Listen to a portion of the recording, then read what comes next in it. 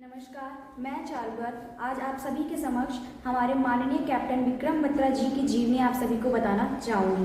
विक्रम बत्रा का जन्म 9 सितंबर 1974 हिमाचल प्रदेश के पायमपुर जिले के एक घुघर नाम के छोटे से टाउन में हुआ था। कैप्टन बत्रा के जुड़वा भाई भी थे। विक्रम बत्रा ने अपनी शुरुआती शिक्षा डीएवी स्कूल और सेंट्रल स्कूल से प्राप्त की थी और उसके बाद उन्होंने आर्मी छावनी में स्कूल होने की वजह से आर्मी के अनुशासन को और पिता से देश प्रेम की कहानियां सुनने पर उनमें आर्मी के ये प्रेम जाग उठा था और उन्होंने बचपन से यह तय कर लिया था कि उन्हें आर्मी में जाना है। कैप्टन बत्रा शुरुआत से ही बहुत ज़्यादा एक्टिव थे। उन्होंने हमेशा यही कोशिश की कि वो हर चीज़ में आगे रहें, चाहे वो पढ़ाई हो, चाहे वो खेल कूद हो या फिर चाहे कोई भी काम हो। वो हमेशा से एक ऑलराउंडर बनना चाहते थे। क्योंकि उनका स्कूल आर्मी छावनी में था तो इस कारण से ही वे स्कूल आते जाते समय वहाँ चलने वाली आर्मी की गतिविधियों को बहुत ही ध्यान से देखते थे और उनसे आकर्षित होते थे। सेना की कदम ताल और ड्रम बीट की आवाज़ को सुनकर वो अक्सर रुक जाते थे और उसे बहुत ही ध्यान से सुना करते थे। इसके बाद उन्होंने चंडीगढ़ में डीएवी कॉलेज से विज्ञान में अपनी ग्रेजुएशन की पढ़ाई पूरी की और इस दौरान वे एनसीसी के सबसे बेहतरीन कैंडिडेट भी चुने गए। विक्रम बत्रा जब ग्रेजुएशन कर रहे थे तो इसी समय उनके द्वारा दिए गए नेवी के ये परीक्षा का परिणाम आया जिसमें वे उत्तीर्ण हुए थे। परंतु जब उन्हें यह पता लगा कि उन्हें नेवी में जाने कि ये नियुक्त किया गया है तो वे बहुत खुश हुए, लेकिन कुछ ही पल ठहरकर उनका मन दुखी हुआ और उन्होंने अपनी माँ की गोदी में सर रखकर लेट गए और बोले कि मुझे नेवी में नहीं जाना है, मुझे इंडियन आर्मी में जाना है।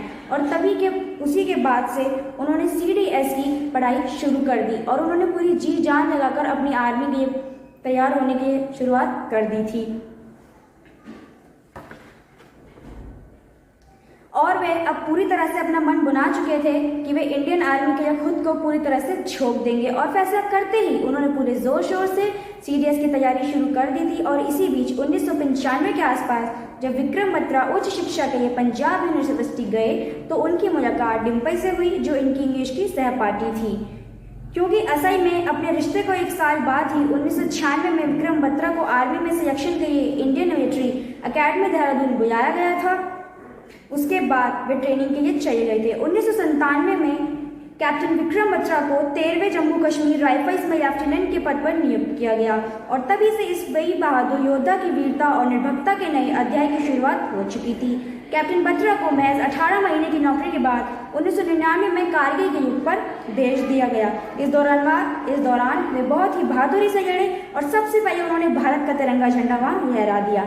एक के बाद एक सफलताओं के बाद ही उन्हें लेफ्टिनेंट के पद से हटाकर कैप्टन नियुक्त किया गया और फिर इसके बाद आगे बढ़ते ही श्रीनगर ये मार्ग के ठीक ऊपर पॉइंट 5140 को पाक सेना से मुक्त कराने की जिम्मेदारी सौंपी गई। हालांकि ये चैलेंज बिल्कुल भी आसान नहीं था, लेकिन कैप्टन बत्रा उन इंसानों में से थे जो कठिन से भी कठिन चैलेंज को स्वीकार करना जानते थे और उनकी हिम्मत रखते थे। उसी हिम्मत के कारण कैप्टन बत्रा अपने साथियों के साथ उस चोटी पर कब्जा करने में कामयाब रहे और जब पॉइंट 5140 पर जीत हासिल करने के बाद कैप्टन बत्रा से उनकी प्रतिक्रिया ली गई तो उन्होंने जवाब दिया कि ये दिल मांगे मोर और बस यहीं से इन लाइनों का अलग ही पहचान मिल गई। और ये नारा देखते ही देखते पूरे कारगिल में दुश्मनों के लिए आफत बन चुका था। हर तरफ बस यही नारा सुनाई देता था।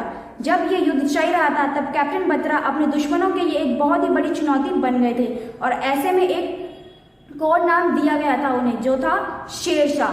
फिर 20 जून 1999 को महत्वपूर्ण पॉइंट 5140 पर जीत हासिल करने के बाद पॉइंट 4875 को कब्जे में लेने का अभियान शुरू किया गया। इसके बाद डोर भी कैप्टन बत्रा को ही दी गई थी। उन्होंने अपनी जान की परवाह ना करते हुए लेफ्टिनेंट अनुज अय्यर और अपने अन्य साथियों के साथ इस अभियान को पूरा करने की जिम्मेदारी को स्वीकार किया। इस अभियान पर जाने से पहले कैप्टन बत्रा ने 16 जून को अपने भाई को द्रास सेक्टर से एक चिट्ठी भी लिखी थी जिसमें उन्होंने लिखा था कि प्रिय भाई, माताजी और पिताजी का ध्यान रखना क्योंकि इस युद्ध में कुछ भी निश्चित नहीं है, कुछ भी हो सकता है।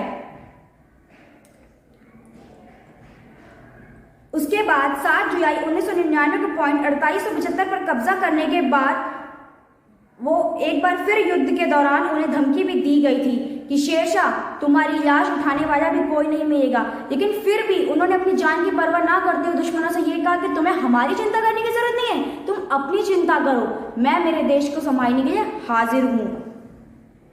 ये और फिर वो अपनी सेना के साथ आगे कूद पड़े और उन्होंने जंग का ऐलान किया।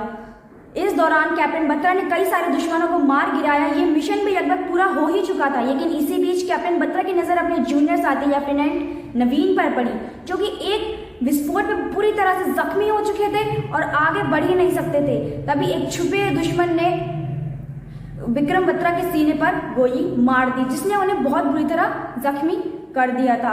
लेकिन विक्रम बत्रा ने फिर भी अपनी जान की परवाह ना करते हुए आखिरी सांस तक अपनी लड़ाई लड़ी और अपनी अगली सांस को लेने से पहले वहां तिरंगा झंडा लहरा दिया और वहां जाकर बोले जय माता दी। जब 1999 में कारगिल में भारत और पाकिस्तान की सेनाओं के बीच टकराव बढ़ ही रहा था, तब उस समय लेफ्टिनेंट विक्रम बत्रा छुट्टियों में अपने घर पालमपुर आए थे और वे अपने मनपसंद कैफे में अपने दोस्तों के साथ बैठकर बातचीत कर रहे थे। तभी उनके एक दोस्त ने कहा था कि कारगिल में लड़ाई शुरू हो चुकी है, अब कुछ भी हो सकता है, तुम्हें तैयार रहना चाहिए। तब विक्रम बत्रा बोले थे कि तुम मेरी चिंता ना करो दोस्त, या तो मैं वहां अपना तिरंगा झंडा लहरा कर आऊंगा या फिर उसमें लिपट कर आऊंगा। और अपने इसी कथन को उन्होंने सत्य किया था।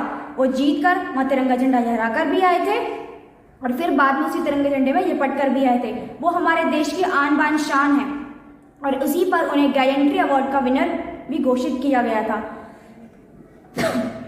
और इसी बात पर चीफ साहब ने कहा था कि अगर वो वापस आते तो हमारे इंडियन आर्मी के कप्तान वही बनते। जय हिंद।